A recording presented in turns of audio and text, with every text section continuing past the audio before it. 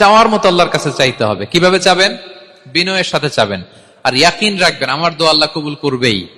উদুল্লাহ ওয়া আনতুম মুকিনুনা বিল ইজাবা, এমন ভাবে আল্লাহর কাছে চাও যে তুমি নিশ্চিত আমার দোয়া আল্লাহ কবুল করবেনই। আপনি নিশ্চিত হইলে আপনার দোয়া কবুল হয়ে যাবে। নিজেকে ছোট করে চাইবেন।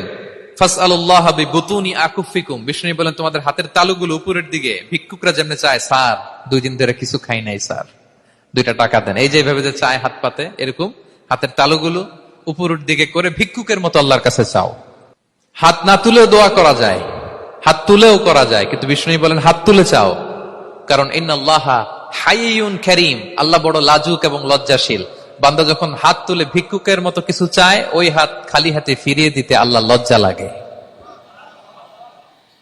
খালি হাতে ফিরিয়ে দিতে আল্লাহ লজ্জা পান। হাত তুলে চাইবেন। দোয়াতে আল্লাহর নামগুলো ধরে ধরে ডাকুন, ইয়া আল্লাহ, ইয়া রহমান, ইয়া রহিম, ইয়া হাইয়ু, ইয়া কাইয়ুম বিরহমাতিকা আস্তাগীথ।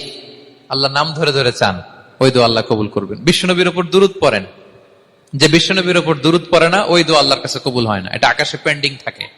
কুল্লু দুআ মুআল্লাক মাহজুব বাইনাস সামাই ওয়াল আরদি মা লাম ইউসাল্লা আলাইয়া।